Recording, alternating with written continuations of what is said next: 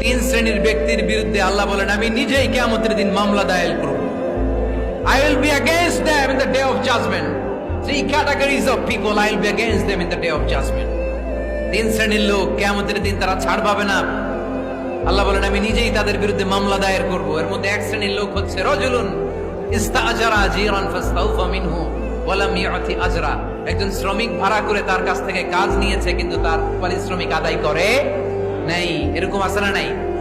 দাপট দেখায় ইউনিভার্সিটির ক্যান্টিন গুলোতে, ইউনিভার্সিটির ক্যান্টিনে যে খায় মাগার বিল দেয় না, এরকম টাকায় দাসরা নাই। চায়ের দোকানে চা খায় পরে দিমু বিল দেয় না, আসরা নাই? দোকানে যে পণ্য কিনে বিল দেয় না, পরে দিমু, আসরা নাই? কিয়ামতের দিন আল্লাহ তোরে মাস্তানি ছুটাবে, চিল্লা এখন ঠিক কিনা? আনা খাসমুহুম, আমি নিজেই তাদের বিরুদ্ধে মামলা দায়ের করব। কথাটা কার? এজন্য বিশ্বনবী বললেন খবরদার, মেহনতি মানুষ, খেটে খাওয়া মানুষ, এদের দোয়া কবুল হয়ে যায়। আতুল আজিরা আজরাহু ক্বাবলা আন ইয়াজিফা আরাকুহু। খবরদার, বিশ্বনবী বললেন শ্রমিকের ঘাম শুকিয়ে যাওয়ার আগে তাদের পারিশ্রমিক মিটিয়ে দাও। বিশ্বনবীর বিখ্যাত হাদিস, আতুল আজিরা আজরাহু ক্বাবলা আন ইয়াজিফা আরাকুহু।